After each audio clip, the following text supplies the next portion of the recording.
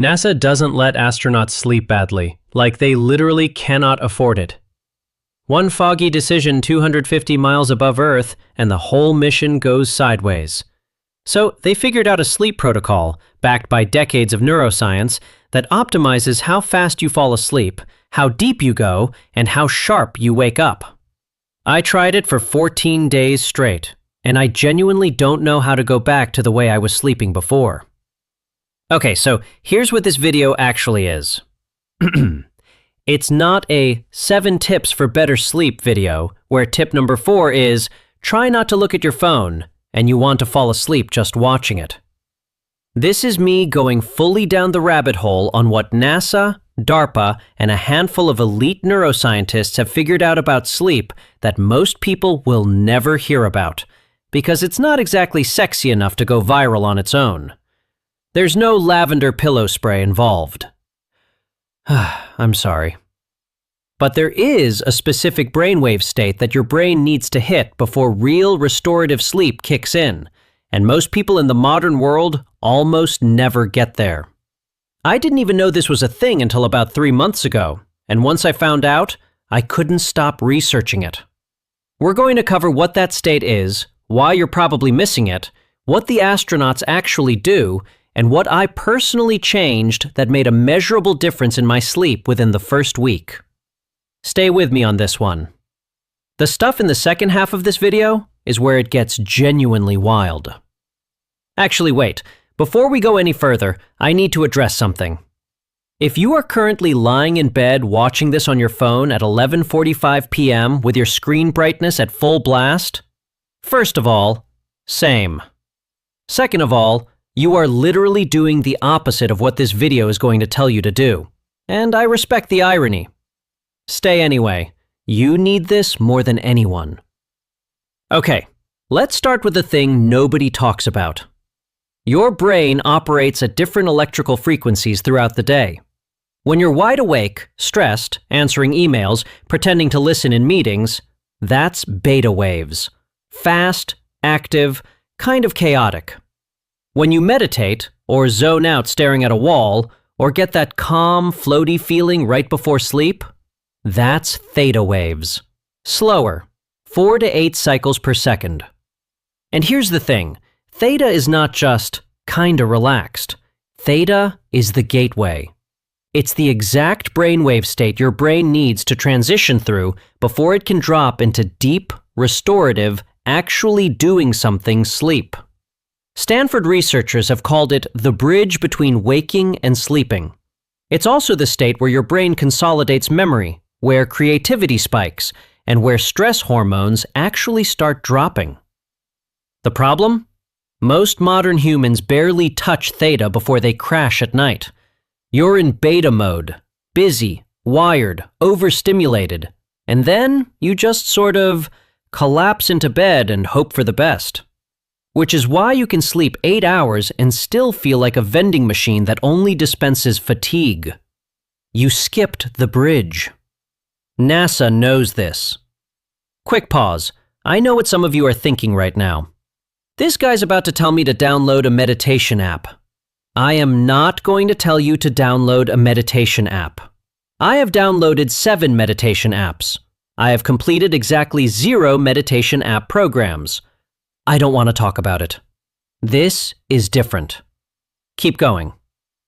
So NASA sleep research goes back to the early space program, and it got really serious in the 1990s when they realized that astronaut cognitive performance was degrading on missions even when they were technically getting enough hours of sleep. Hours wasn't the problem. Quality was the problem. In space, your circadian rhythm gets wrecked. There's no natural light cycle. You can see 16 sunrises in a single day on the ISS. Your brain loses its natural anchor for knowing when to shift from beta down into theta into deep sleep. So NASA partnered with sleep scientists and chronobiologists, which is a real job title and I'm genuinely jealous of it, to develop protocols that could manually guide astronauts' brains into that theta state before sleep, even in a completely unnatural environment. Some of what they landed on is stuff you've heard of: light management, temperature control, fixed sleep windows. But the part that caught my attention was the acoustic component. Specifically, binaural beats and tonal frequencies that are tuned to nudge your brainwaves toward the 4 to 8 Hz theta range. Here's how binaural beats work, real quick, because it sounds like something you'd buy at a crystal shop, and I want you to understand the actual science. You put headphones on. Your left ear hears a tone at, say, 200 Hz.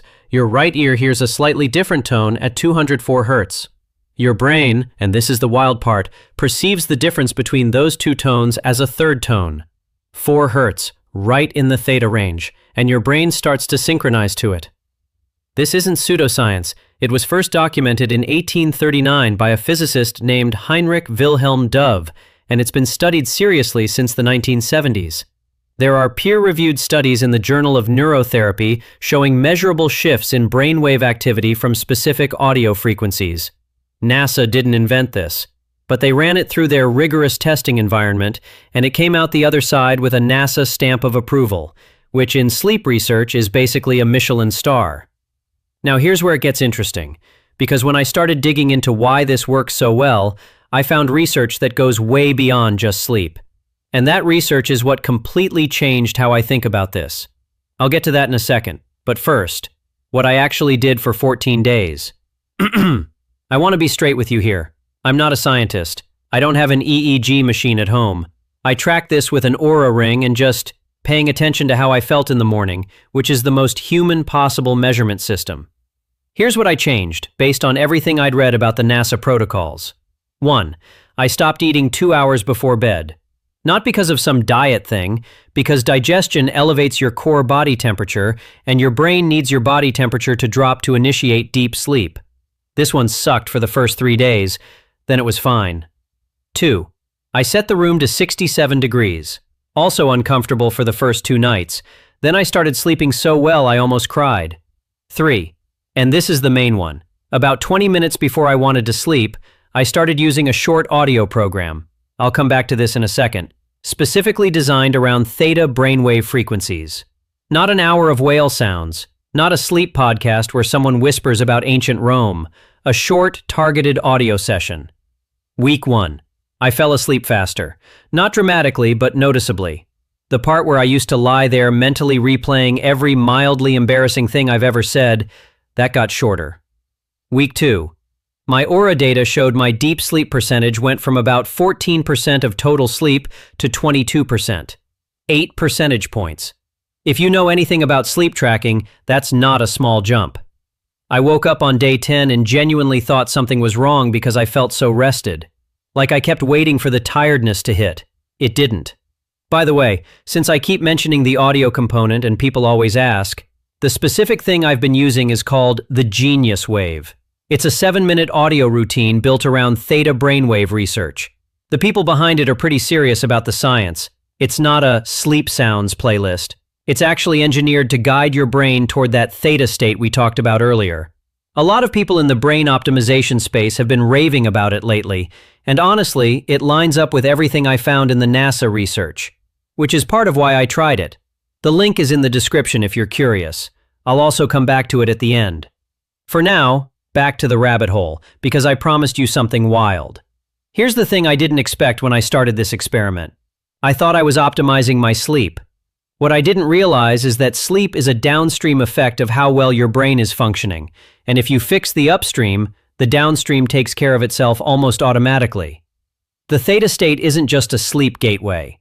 Research from the University of Montreal and separate studies from MIT show that theta activity is directly correlated with learning consolidation, creative problem solving, and working memory. There's a reason some of the most famous eureka moments in history happened in that drowsy, half-awake state. Edison used to fall asleep in a chair holding steel balls so that when he dropped into theta and the balls fell, the crash woke him up and he could capture whatever idea his brain had just generated. Thomas Edison, doing a little science nap hack. In the 1800s, Nikola Tesla did something similar. And modern neuroscientists at MIT ran an experiment where they specifically induced theta-like states in subjects using targeted audio tones. and those subjects showed significantly improved memory recall on tasks they'd learned the previous day. The implication here is uncomfortable, by the way. If you've been getting by on broken, shallow sleep, missing theta, skipping deep sleep cycles, you haven't just been tired. You've been running cognitively below your actual capacity, possibly for years. You don't know what your real baseline feels like because you've never actually hit it. That thought lives in my brain rent-free now. I hope it lives in yours, too. Okay, moment of real talk. I know this video started as a sleep video, and it has somehow turned into a video about optimizing your brain at a neurological level, and if that wasn't what you clicked for, I apologize, and also, you're welcome. Because here's what I keep coming back to.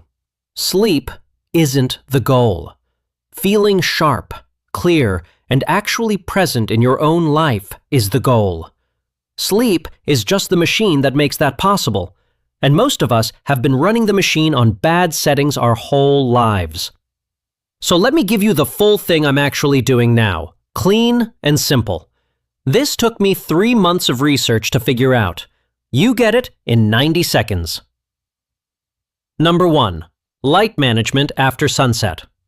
Blue light from screens suppresses melatonin by up to 50%, according to Harvard Medical School research.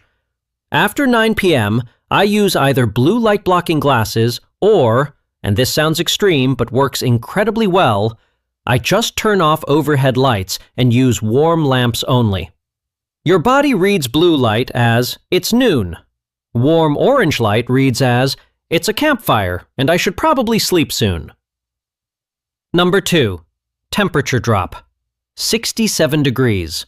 Set the thermostat. Get a fan. Sleep with fewer blankets. Whatever you need.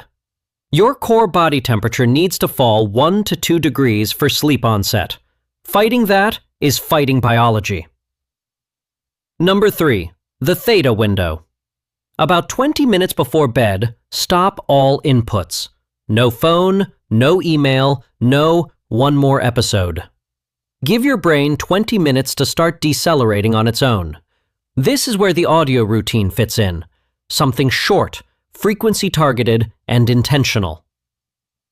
Number 4. Fixed wake time. This is the one people hate, but sleep scientists are unanimous on this.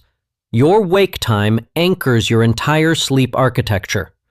Keep it consistent, including weekends. Your body will figure out when it needs to go to sleep on its own.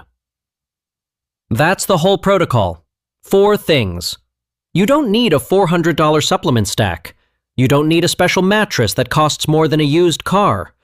You need the right settings on a machine you already own. Look, if this video genuinely helped you and you want to actually try the Theta audio thing I mentioned, the Genius Wave link is in the description, and I've pinned it as the first comment too. It's the one piece of this protocol that made the biggest immediate difference for me personally, probably because it does the hardest part automatically.